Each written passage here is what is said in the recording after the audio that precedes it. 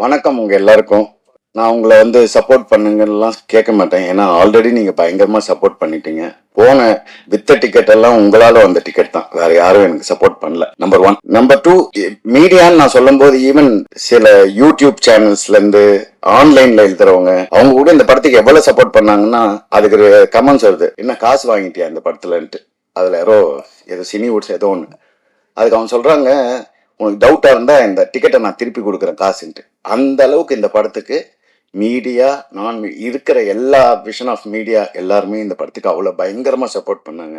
அதுக்கு பயங்கரமான thanks. Madam சொன்னாங்க வெற்றின்ட்டு. எனக்கு பொய் பேச தெரியாது. வெற்றி எல்லாம் கிடையாது, ஆவரேஜ் தான். இது அடுத்த கட்டத்துக்கு கொண்டு போகிறது தான். எனக்கு சொன்னாங்க இன்னைக்கு தேங்க்ஸ் மீட்டா எதுக்குன்னு கேட்டேன். இது மாதிரி நான் சொன்னேன் அதெல்லாம் வேணாம் அப்படின்னேன். இல்லை ப்ரெஸ்ஸுக்கு தேங்க்ஸ். சரி ஓகே, அதுக்குன்னா நம்ம பண்ணலான்ட்டு. டு பி ஃப்ராங்க் ஆல்ரெடி நீங்கள் பண்ணிட்டீங்க. இதுக்கு மேலே உங்களை கேட்கறதுக்கு எனக்கு என்னன்னு தெரியல.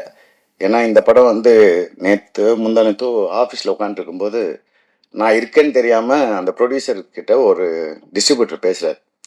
இதுக்கு தான்ப்பா நீ அந்த ஹீரோவை போட்டு எடுத்துக்கணும், இன்னேத்துக்கு இந்த படம் எங்கேயோ போயிருக்கோன்ட்டு. இந்த அளவுக்கு பேசுகிறாங்க. என்கிட்டயே நேற்று ஒரு டிஸ்ட்ரிபியூட்டர் ஒழுங்கா ஏதாவது லவ் படம் ஏதாவது ஒரு கலக்கி போட்டு பரோட்டா போட்டு அது மாதிரி பாட்டு போட்டு எடுத்துருக்கலாமே. அதுதான் இந்த ஜனங்க நான் சொன்னேன் இல்லை, நான் ஆரம்பம் பண்ணும்போதும் 5 நாள் ஒருத்த வரல, ஷோ பிரேக்கு. இந்த படமும் ஊர் சைட்லாம் ஷோ பிரேக் ஆச்சு.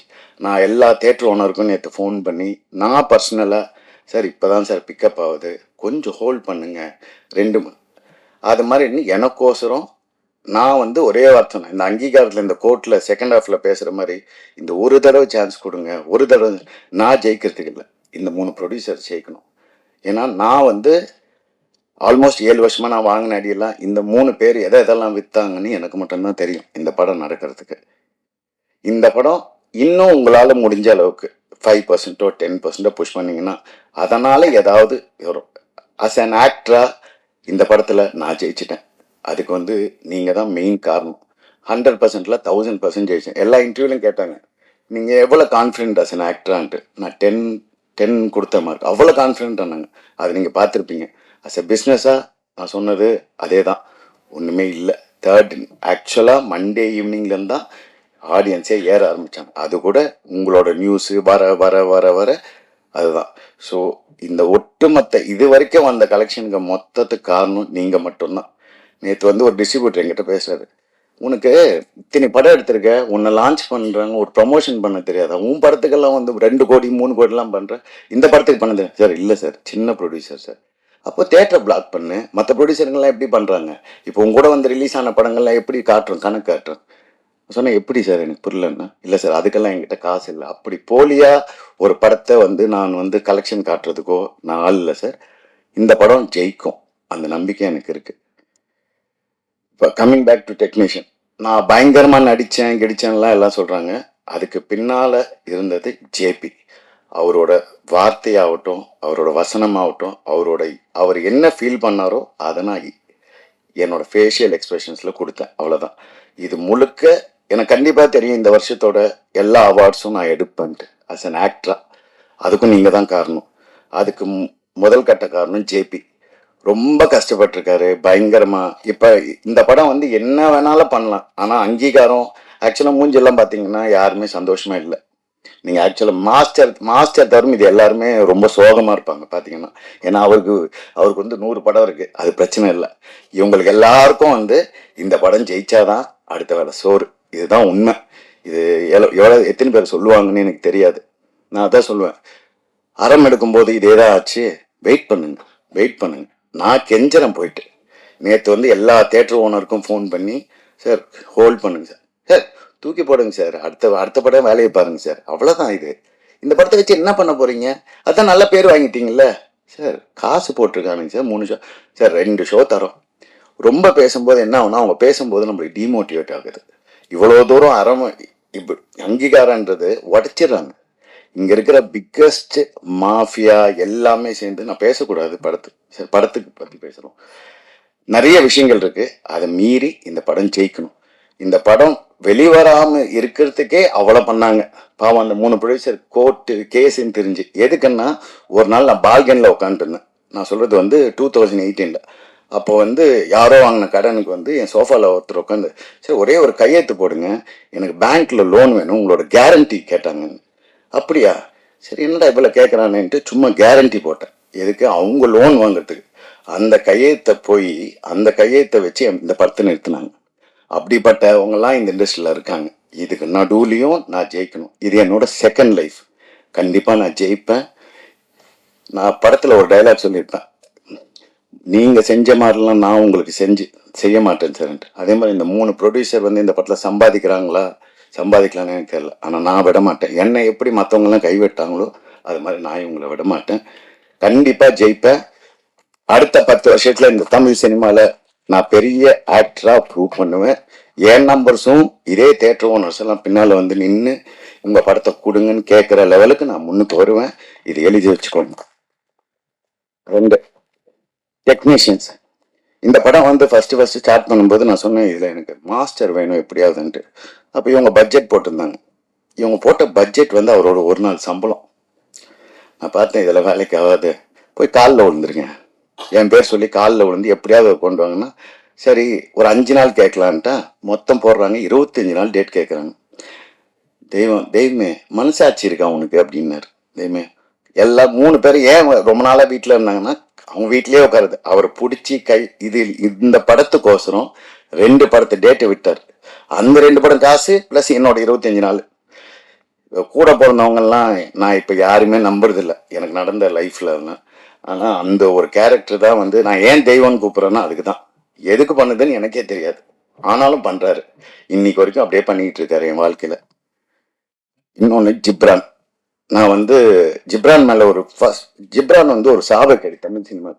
தப்பாக நினச்சிக்காதீங்க. நீங்கள்லாம் வந்து தமிழ் சினிமாலேயே இருக்கக்கூடாது. ஏன்னா அந்த ஆளுக்கு இது வரைக்கும் அங்கீகாரமே இல்லை. நான் அந்த ஆளுன்னு சொல்கிறேன்னா ரொம்ப அவ்வளோ உழைச்சிருக்காரு. ஆனால் என்ன, அவர் யாராவது போய் கேசட் என்ன ஆடியோண்ணா சரி ஜிப்ராண்ணா என்னங்க இருந்தாலும் பயங்கரமாக மியூசிக் போடுவான், ஆனால் பாட்டு எங்கெங்க? அதான் நான் சொல்லுவேன், நீங்களும் கலக்கி முட்டை எல்லாத்தையும் போட்டு அடிங்க, அப்போதான் இந்த ஜனங்களுக்கு பிடிக்கும்.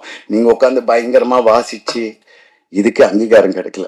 என்னைக்கு உங்களுக்கு அங்கீகாரம் கிடைக்குதோ அன்னைக்கு தான் தமிழ் சினிமா ஜெயிக்கும். எழுதி வச்சுக்கோங்க. 3வது கேமராமேன் விஸ்வா.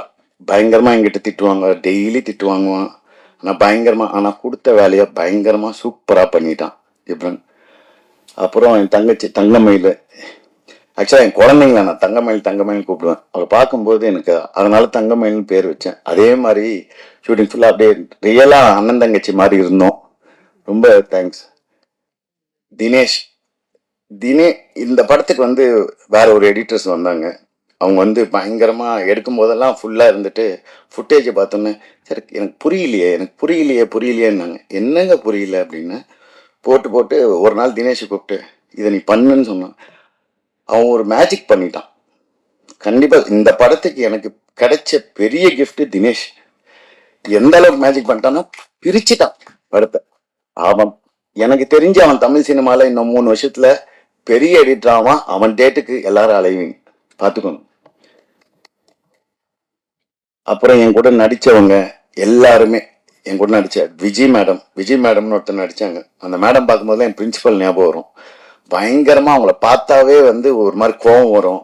அவங்களாகட்டும், என் கூட மன்சூர் அலிகான் சார் ஆகட்டும், என் கூட ஒர்க் பண்ண எல்லா ஆர்டிஸ்ட்டும், கோ ஆர்டிஸ்ட் சிந்துரி ஆகட்டும், மேடம் வசுந்தரா மேடம் ஆகட்டும், ராம்ஜி சார் ஆகட்டும், எல்லாருமே ரொம்ப நல்லா பண்ணாங்க. கேட்கும் போதெல்லாம் நிறைய வாட்டி டேட் மாறிச்சு. 2 வாட்டி எனக்கு வந்து கிழிஞ்சுது இதில்.